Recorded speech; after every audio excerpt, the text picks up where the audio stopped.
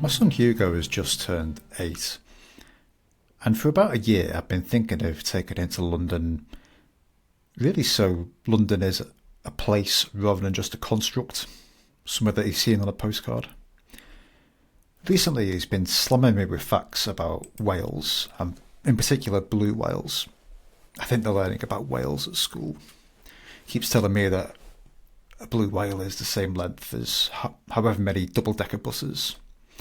And suddenly it popped into my head. I was like, I know where there's a blue whale. There's a blue whale skeleton hanging in the entrance hall at the National History Museum in South Kensington. So suddenly the plan from maybe going to London one day transformed into let's go to London next week. It was school half term. I thought I could have some one-on-one time with him. We can go down as a lads trip. So I booked a very, very early train down. The night before, it started to snow.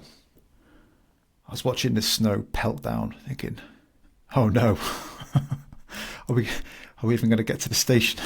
We got the train down at 5 to 6 in the morning from Sheffield train station.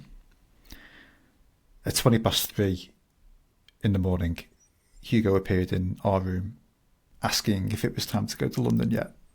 I was like, "No, dude, go back to bed." Of course, he wouldn't go back to bed.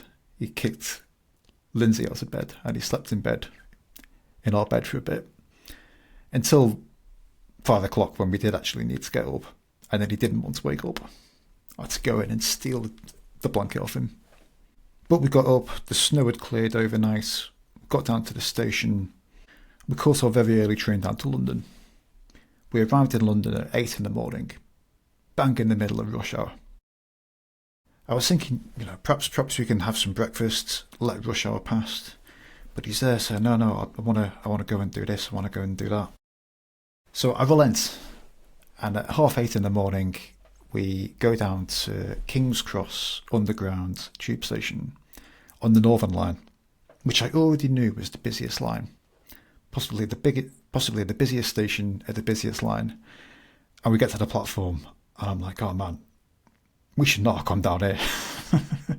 like the queue is probably 4 or 5 deep on the platform just to get anywhere near the tube. Every tube that pulls up is obviously rammed full of people. And I'm thinking, Hugo, I really hope you get on the same tube as me. Anyway, we did get on the same tube. I held his hand very tightly as I was getting on, as we were cramming our way onto this tube. We got the DLR over to the cable car that's near the Millennium Dome. And on the way on the DLR, Hugo gets these toys out of his bag that he's brought down. He's brought this little plastic dinosaur that he kind of collects. And he's asking, are we in London now? Is this all London? I'm like, yeah, dude. London's slightly bigger than just Big Ben. So we have a nice morning. It's a bit wet, it's a bit dreary, but we go on the cable car. Everyone loves a cable car, don't they? So yeah, we get the cable car over the river. We then get a much quieter tube back into London. We go and look at Big Ben for 3 seconds. We go and look at Buckingham Palace for 4 seconds. And then we head over to South Kensington to go to the National History Museum, along apparently with every other child in the south of England, because of course it being half term. And we get to the museum and the queues are like sneaking around. And I'm thinking, oh no, perhaps this is where the dad fail happens. But I'm all right. There's no dad fail because I've booked entry. And it turns out that the queues are for people that haven't booked entry. So we do get into the museum. He's very excited to see this blue whale skeleton. He makes me walk around the dinosaur section. And after about an hour and a half, I'm thinking, Hugo, can we go out and go to a pub yet? Daddy's ready for a beer. And he's saying, no, I don't want to go yet. I want to walk around the dinosaur section again. I was like, oh man, but that was the busiest part. But yeah, we have a nice time at the museum. We meet up with a friend and her baby for pizza afterwards. That night we go and check into our hotel, and he's there. He rings my wife Lindsay, and he's there with this excited face, just telling her about all of the things that we'd done that day, about the cable car, about the museum, about the toy he bought in the museum that he paid for with his own money. The next day we go down to breakfast at the hotel, and I discovered that it's kids eat for £1. And I'm thinking they might regret offering kids eat for £1. So Hugo gets this massive plate of bacon and then discovers that they have pancakes and Nutella. So suddenly he's got this huge stack of pancakes. He's got Nutella all over his face. We also sat on a high chair and he fell off the high chair. I'm thinking, oh no, perhaps this is where the dad fail comes. But he's all right. He gets back up. He finishes off his pile of Nutella and pancakes. So yeah, on day 2, we go and do a river cruise on the Thames. The rain holds off for the time that we're on the boat, so we get to sit outside. We go on the London Eye afterwards. After the London Eye, I take him to the shop where he's seen something that he wants to buy. And again, he's brought down his own money, so he chooses what he wants. He chooses this teddy bear to buy. I'm like, come on, Hugo, like, we've got a million teddy bears at home. But now he wants very specifically, he wants a London Eye teddy bear. So, fair play, he goes off and buys his London Eye teddy bear. So he's now got his dinosaur from the museum, his teddy bear from the London Eye. At that point, it's time to go back and get the train. So we head back to St Pancras station and we wait around for the train to become available. And as happens every time I get the train back from London, the train platform gets announced about 5 minutes before the train departs.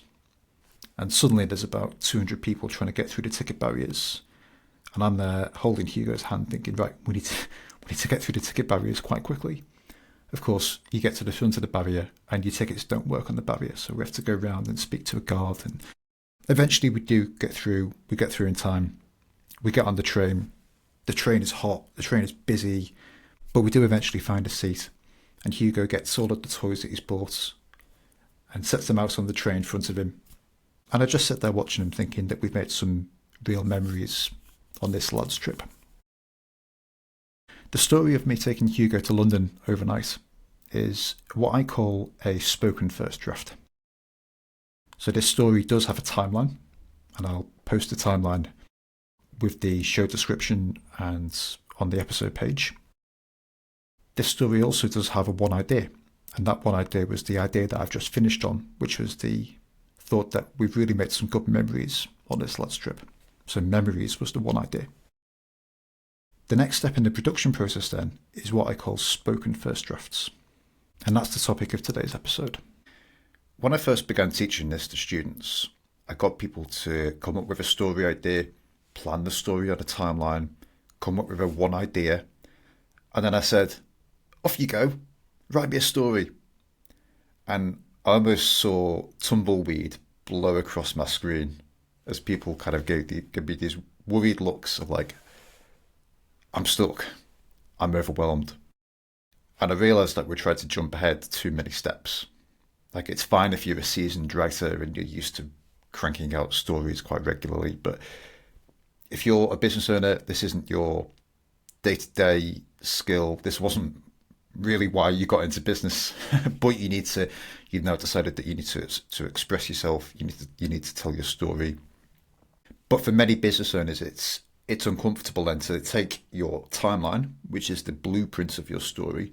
We were talking a few episodes as the timeline being almost like an uninflated balloon. And then what we're doing now in these subsequent production steps is we're inflating the balloon into a finished, prepared story. Initially, I just told people to crack on, get the pen out, go off and write it, come back and speak to me in an hour. And yeah, I basically lost everyone. So what I did 10 years ago was I introduced a step called the speedy first draft. So I said, okay, for writing your first draft, and the first draft is not something that's ever going to see the light of day. It's an interim step to getting towards your second draft and the finished story. I said, for your first draft, just take each element on the timeline, each up, each down, or each suspense point, and just write me almost like a bulleted list of everything that happens at each point on the timeline. And then set that out paragraph by paragraph. So that was the speedy first draft process. And it worked. When people were working through courses with me, they found it much easier to assemble this speedy first draft where you're just making notes for each timeline point. You're making notes, cursory notes almost, on what happens at each beat in the story. But things have changed a bit since then. I've noticed that outside of my courses, most of the clients that I work with tend to skip the first draft step. They'll maybe create a timeline and just work from the timeline and draft or write a story based on what they've come up with from the timeline. The first draft often tends to get skipped out. The other thing that happens potentially is that people just feel overwhelmed. They've got an idea for a story. They're not sure quite how to tell it. Yes, maybe they mapped it on a timeline, but people just, like my students 10 years ago, people just get overwhelmed at the thought of writing it, telling it, and it just doesn't happen. And that's actually the worst situation, where the stories then go untold. You might have had the idea for the story, you might have planned the story, but you don't tell the story. And if you don't tell the story, you can't share the story. It can't have the impact that you want on your audience. So my thinking on first drafts has changed somewhat. Just a few weeks ago, I went to write a story. It was actually the story that I told in the Key Insight episode where I broke down at work. I've written that story a few times in the past, but I went to write it again because sometimes stories, over time, your relationship with a story kind of changes and the way that you might tell it changes. So I wanted to tell that story again. And I got partway through writing it. And I just thought, you know what? I just want to talk it. I want to talk the story through. And then I stepped back and thought, who am I? I've told you stories on this podcast before about how I used to stammer at school and how I avoided public speaking for a while at all costs. I think that's partly why I'm a writer, in all honesty. And I write because I think by writing, and yet, here I was trying to tell a story to place in my marketing, and I chose to verbalize it rather than write it. So since then, and with the developments of AI, which we'll get to next week, what was the speedy first draft has now become the spoken first draft. So for me now, especially for working with most business owners, if you think about the process so far, you've got a story idea. You've got an idea for a story you want to tell. It could be one from the past, or it could be something that is an up-to-date story, something that you did yesterday, for instance.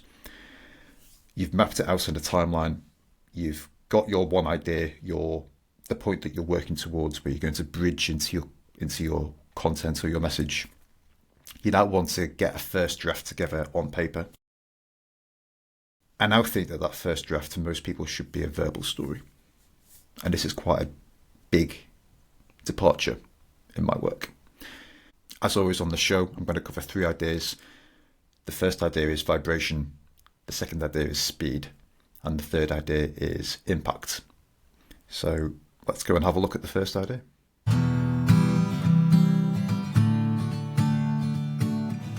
Stories have been told verbally for much, much longer than stories have been written.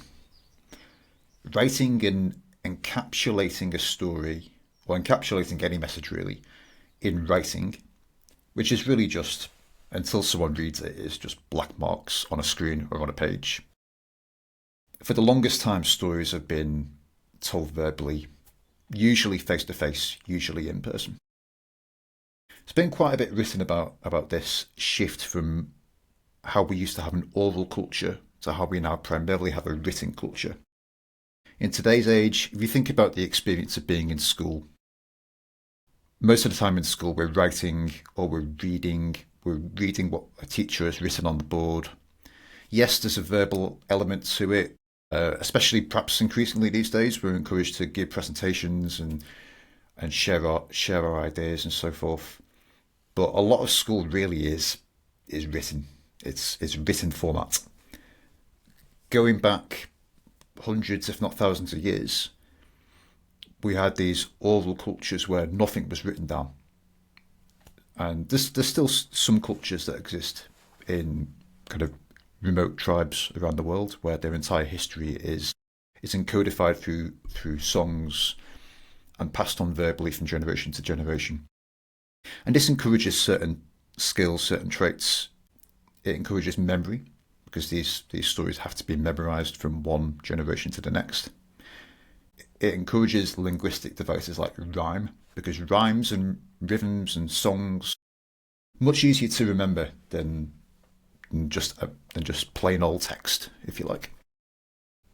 I was talking with a friend a few days ago, actually, and we were talking about driving and how when he drives places, he basically doesn't drive beyond the end of the road without having Google Maps on. And he was saying, like, I was basically saying, look, I think Google Maps is rotting the brains of a generation of kids who just don't know how to read a map anymore. And that if Google Maps was switched off tomorrow, stranger things have happened. If Google Maps or all of your map services were not available, we've got a whole generation of kids who can't read a map, wouldn't be able to navigate to grandma's. I'm like, surely knowing where you are and knowing how to get somewhere is a core life skill. But I think I grew up just in time to learn those skills. I went and picked up a friend on a motorbike just for a ride. And I showed up at my friend's flat. And he said, "Where's your maps?" And I said, "They're in my head." He goes, "What, in your head?" yeah, they're just in my head. I just know where I'm going. Crazy. But in the same way, this reliance on the written word, I think, was it Aristotle, maybe bemoaned this as well? It could have been Socrates, actually, who basically moaned that the written word encouraged laziness. It encouraged people not to remember anything because they didn't have to, because you could just look it up and reference things. You don't actually have to remember things. So every technology actually has changes on our brain. And we're now seeing this with screens and so forth. But we live in a culture that writing is now very important. Like we're told to revere books. We're told never to destroy a book, and we kind of live in a society where the skills of orality, the skills of expressing ourselves verbally, sharing verbal stories, I wouldn't say it's dying, but it's not as required, so therefore it becomes lost. And it's not that we can't do it, it's not that none of us, I think every human on the planet is a verbal storyteller first and foremost. I just think that a lot of us have forgotten how, or lack confidence in our ability to do so, or lack confidence in ourselves and our stories more generally, which is another function of the education system, perhaps. But a verbal story is multidimensional compared to a written story. I heard Neil Oliver describe writing as almost like snapping a book over a butterfly or a flower or something, where you capture something on a page and it's there, so you can refer back to it further into the future, but it's no longer a living flower. It's no longer a living butterfly flapping around. You've captured something, but it's slammed shut. That's kind of what writing does. It kind of pours cement around the words so that you're then able to refer back to those words and structure them and build them in different ways. But in a sense, it loses a sense of vibration, a sense of moment, a sense of event about what they are. I think spoken words are first and foremost an event. So there's a few reasons why I encourage clients to, once you've got your timeline, to talk through your story. Partly because it's easier for anyone to do. Even if you don't think you're very good at it, even if you're out of practice at it, with a bit of practice, and I'm living proof of this, the fact that I do this podcast monologue, me talking to you, which is me talking to a webcam. Let me tell you, if I can do this, like Mr. I used to stutter at school, I don't like public speaking, whatever, blah. If I can do this, you can do this. So I encourage clients to verbalize their story as the first draft now, partly because it's easier for most people to do. It's easier for people to have a story idea. And once you've got the plan, anyone can talk through the plan. So out of the timeline, You'll either have this vertical timeline, which we talked through a couple of episodes. If you need a refresher on the vertical timeline, go back a couple of episodes to the timeline technique. But the timeline allows you to then talk through the story. And actually, every story that I share on Story Systems always has a timeline. And usually below the webcam down here, I'll have just got the timeline in front of me.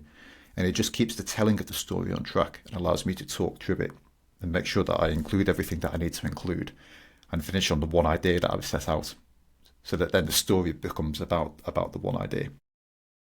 So once you've got the timeline, anyone can be a verbal storyteller because you can just follow along with the timeline. And it's faster to do, it's easier to do. That's the reason why I've switched from the speedy first draft, which was a written technique, to the spoken first draft. Because for however busy you are, and I know we're all busy, lots of business owners, I think, aren't great. Well, I wouldn't say great, but writing isn't their forte. Speaking often is. And actually, for anyone in business, if you're doing meaningful work, you need to communicate your ideas about your work. We're first of all communicating ideas. So this is something that you need to be good at. It's something that if you want to get people excited about what you're doing, if you want to communicate what you're doing as a big idea, you need to be good at talking about it. I don't think there's a real way around that. So this is why it's good to verbalize first, is because it's much faster to do. You can do it on your phone. You can record a voice note to yourself, and then what you want to do, and what we'll cover next week, is you want to get the transcript of that recording. Beyond speed, though, by talking through a story, you also add this multi-dimensional element of tonality to the message. And I want to share what a couple of people have written about this. So I have a book of essays on my bookshelf by Ursula Le Guin, who is one of my favourite authors. She was also an essayist as well as a novelist, and she's got an essay in a book which was published in the early 80s. The book's called Dancing at the Edge of the World. She's got an essay in here called Text, Silence and Performance. And Ursula says, "The printed word is reproducible. You can type the word sunrise, or print it in type, or on a computer screen, or printout, and it's the same word reproduced. If you handwrite the word sunrise, and then I handwrite it, I've reproduced it, I've copied it, though its identity is maybe getting a little wrinkly and weird around the edges. But if you say sunrise, and then I say sunrise, yes, it's the same word we're saying, but we can't speak of reproduction, only of repeating, which is a very different matter. It matters who said it. Speech is an event." Another book I'd like to quote from is Orality and Literacy by Walter Ong. And I'm sorry, Walter, if I've mispronounced your surname. On page 101, Walter says, "The condition of words in a text is quite different from their condition in spoken discourse. Although they refer to sounds and are meaningless unless they can be related, externally or in the imagination, to the sounds, or more precisely, the phonemes they encode, written words are isolated from the fuller context in which spoken words come into being. The word in its natural oral habitat is a part of a real existential presence. Spoken utterance is addressed by a real living person to another real living person, or real living persons, at a specific time in a real setting, which includes always much more than mere words. Spoken words are always modifications of a total situation which is more than verbal. They never occur alone in a context simply of words." So by talking through your story, especially if you have a podcast, especially if you have a YouTube channel, you are creating this event and you're adding this extra layer of vibration, which is another reason it allows you to communicate your story in the channels that people want to hear it, even if that isn't written.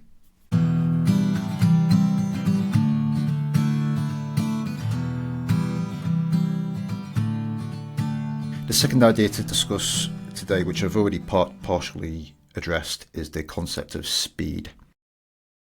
Speed may be better referred to as friction, where what we're trying to do in the storytelling process here, especially if you're presumably a busy business owner, yes, you might like to write, yes, you like the power of stories, but you don't have a lot of time. None of us, all of us are time poor.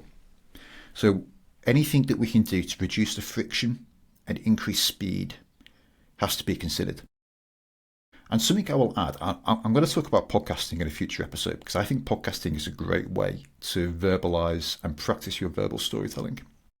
But something you learn by podcasting is that the more you practice this, the better you get at it, the easier telling verbal stories becomes, and the less friction you get. You feel like when you're sharing a story, even if you're just talking to camera, like the first episodes that you do, you feel like you're pulling teeth out. And then once you get about 10 episodes in, you no longer really feel that. And by the time you get, say, 20 episodes in, it's something that you actually want to do. It's one of the best moments of the week where you get to go and explore your thoughts, engage with your thoughts, create a podcast. So there's an element of practice to this. If the idea of talking through a story sounds borderline embarrassing by yourself, you don't want to sit here by yourself talking to a camera. The more you do it, the less weird it becomes and the easier it gets. And it is faster than writing. Even for me, even for seasoned writers, writing has its place, has its benefits. Because the writing process is slower, it allows more space for introspection. There's a different use case for writing. But I think for the business use case, for the business owner looking to share core stories from their past that express their values, that express who they are, that allows them to build trust with ideal clients, speed matters much more. So if you haven't got a podcast, I'll talk more about podcasting in a future episode. But I do think a podcast is a good thing to consider for practicing this element of speed and practicing your verbal stories.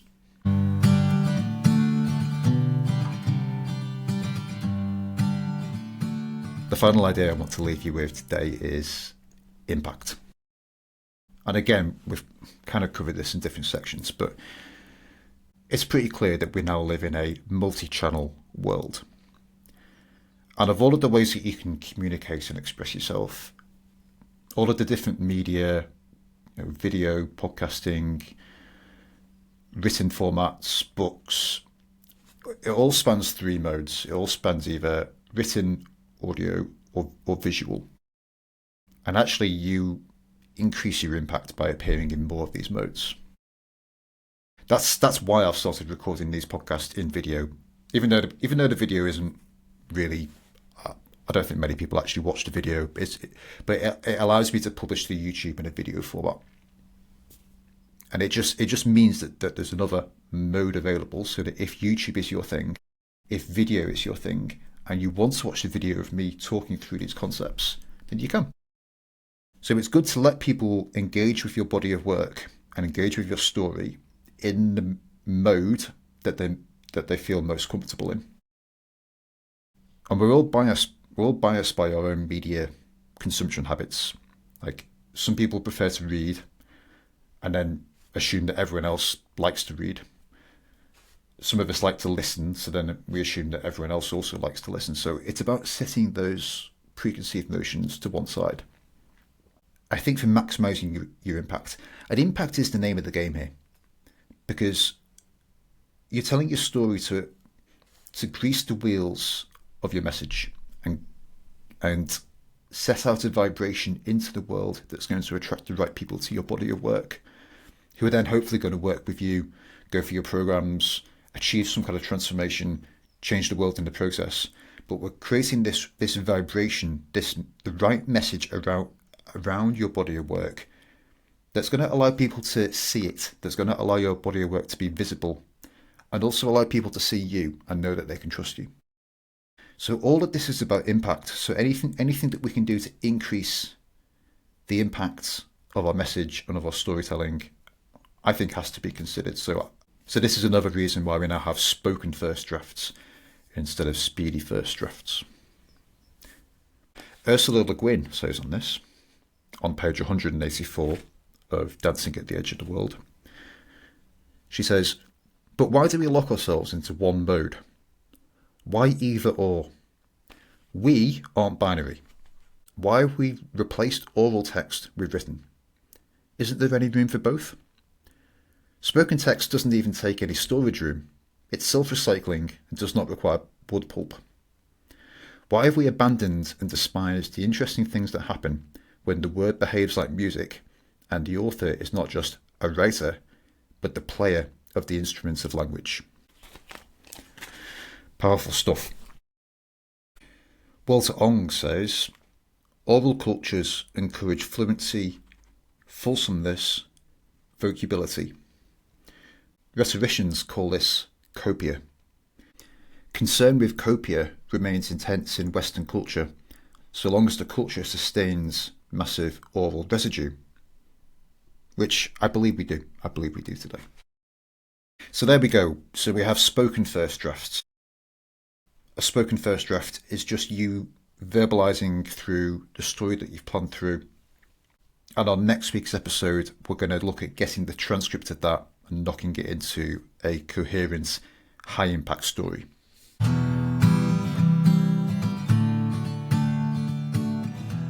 We're at the end of today's episode, so let's do a quick recap. Today's episode has been about the next of our story production steps. So far we've had the timeline, the one idea, which make up the planning process. The spoken first draft is then the first production step that aims to take your timeline and convert it into a story. The spoken first draft process has replaced my previous process, which was called speedy first drafts. It's even speedier than speedy. This is about talking through the story, verbalizing the story.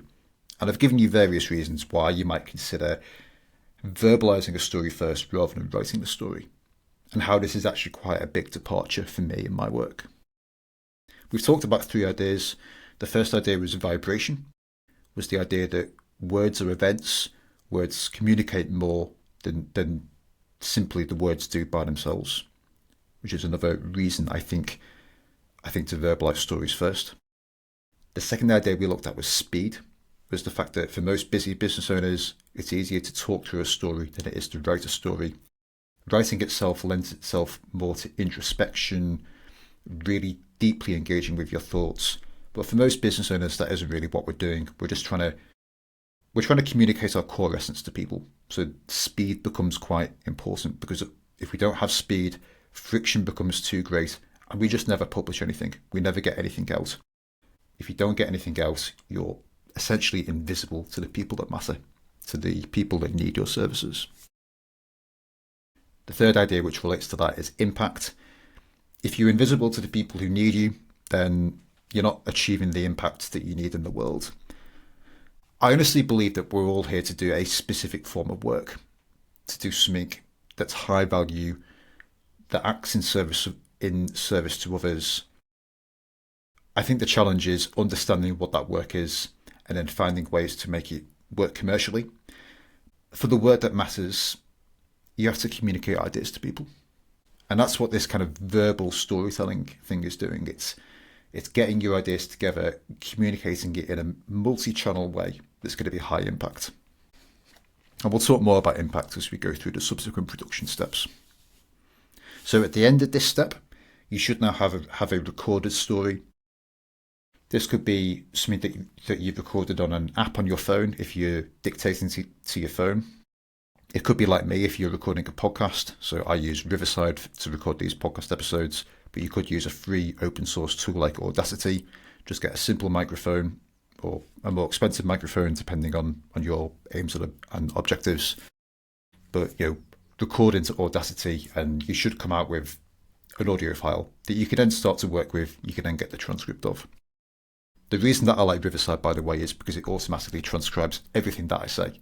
So that when we get to next week's episode about the AI second drafts, yes, there is now AI in the process.